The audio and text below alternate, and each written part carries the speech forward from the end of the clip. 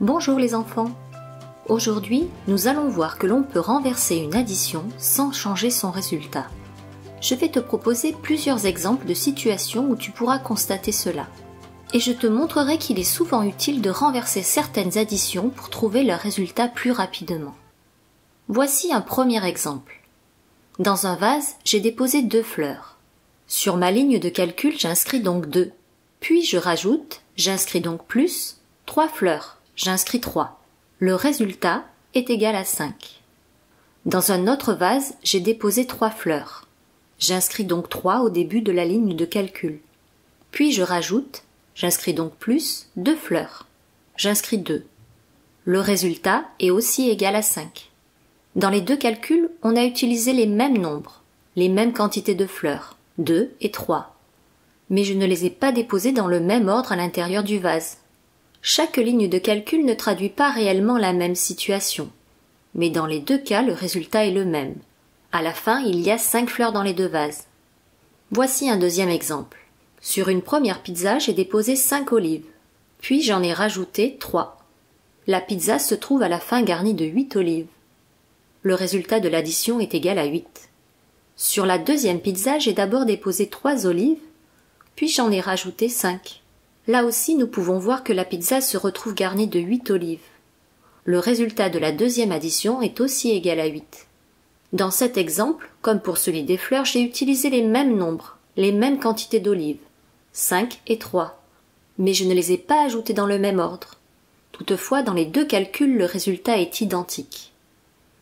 Petit bonhomme va nous aider à comprendre pourquoi le résultat ne change pas. Regarde, je dépose 4 billes dans la première main de petit bonhomme et 2 billes dans sa deuxième main. Ensuite, petit bonhomme jette les billes dans l'assiette qui se trouve devant lui. Il commence par déposer les 4 billes, puis les 2 autres.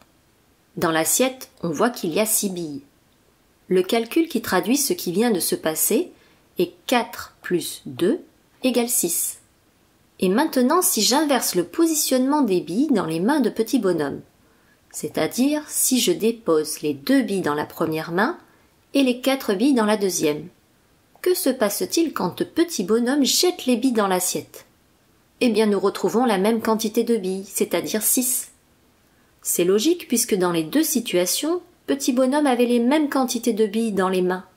L'ordre dans lequel il lance les billes dans l'assiette ne change pas le résultat.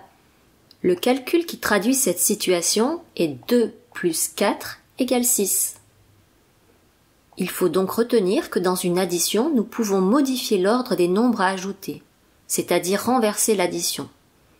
Le résultat ne changera pas. Maintenant que tu as appris cela, tu vas pouvoir t'en servir pour rendre certains calculs plus simples. Voici 2 additions, 2 plus 6 et 6 plus 2. Nous voyons bien que dans les 2 calculs, les mêmes nombres sont utilisés. Seules leurs positions sont inversées.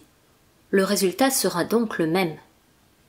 Pour trouver le résultat de la première addition, je lève d'abord 2 doigts. Hop! Puis j'en rajoute 6. 1, 2, 3, 4, 5, 6. C'est un peu long et ce n'est pas si simple à faire. Mais allons-y. Hop! Je lis 8 doigts. Le résultat est donc 8. Pour trouver le résultat de la deuxième addition, je lève d'abord 6 doigts. Puis j'en rajoute 2. Cette fois-ci, c'est beaucoup plus simple et plus rapide. Hop! Là aussi, j'obtiens 8 doigts. Retiens que de manière générale, il est beaucoup plus simple d'effectuer des additions quand le nombre le plus grand se trouve au début du calcul. Donc chaque fois que tu auras à effectuer une addition à 2 nombres, essaie toujours de commencer par le nombre le plus grand, et donc n'hésite pas à la renverser si c'est nécessaire. Bientôt, je te parlerai des compléments à 10. Et lorsque nous aurons vu les nombres supérieurs à 10, je te proposerai des calculs comme celui-ci, qui peut te sembler difficile. Mais grâce au complément à 10 et au renversement de l'addition, tu verras que le résultat peut être trouvé en quelques secondes. Pour devenir des champions en calcul, nous utiliserons très fréquemment le renversement de l'addition. Par contre, je voudrais te mettre en garde. Nous venons de voir que l'on peut changer l'ordre des nombres d'une addition et trouver le même résultat. Mais pour les soustractions, le renversement est impossible. Si je traduis la ligne de calcul 8 moins 3, j'en ai 8. Je vois bien que lorsque j'enlève 3, il m'en reste 5. Par contre, si je veux faire 3 moins 8, j'en ai 3. Et là, je vois qu'il est impossible d'enlever 8. Donc retiens bien qu'il ne faut jamais renverser une soustraction.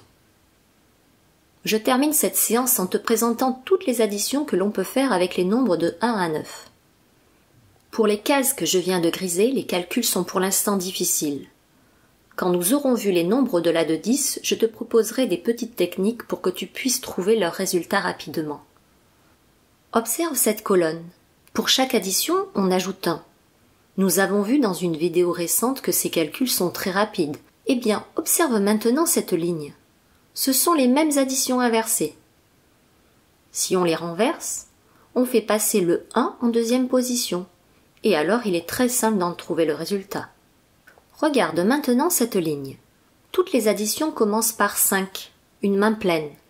Il sera donc très rapide d'imaginer l'addition et de visualiser le résultat. Eh bien, observe les calculs de cette colonne. Ce sont les mêmes calculs mais inversés. Et en les renversant, on trouvera donc leur résultat en un éclair. Enfin, voici des calculs un peu moins simples, mais dont on peut quand même trouver le résultat. Et voilà leurs calculs jumeaux qu'il faudra renverser pour qu'ils deviennent plus faciles à réaliser. Pour toutes les additions colorées en jaune, il est intéressant de modifier l'ordre des nombres à ajouter. En commençant par le plus grand, tu te faciliteras le calcul. Voilà, cette séance est terminée. Je te donne rendez-vous prochainement pour te présenter les nombres de 11 à 20. À bientôt!